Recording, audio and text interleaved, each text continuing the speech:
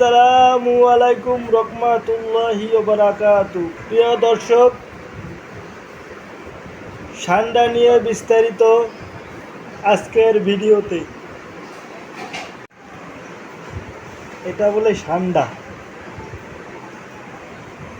পারবে আন্ডা। ঠান্ডা কইয়া কি খাওয়াইবে, বুঝবেন মজা। ইসলামের দৃষ্টিতে যদি দেখে খান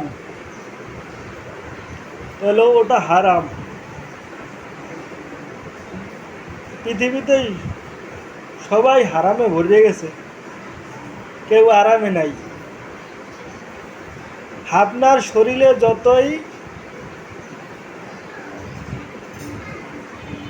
হালাল থাকুক না কেন, একটুখানি হারাম পড়লেই আপনার শরীর নাপাকি, হারামে পুরো পরিপূর্ণ হয়ে যাবে।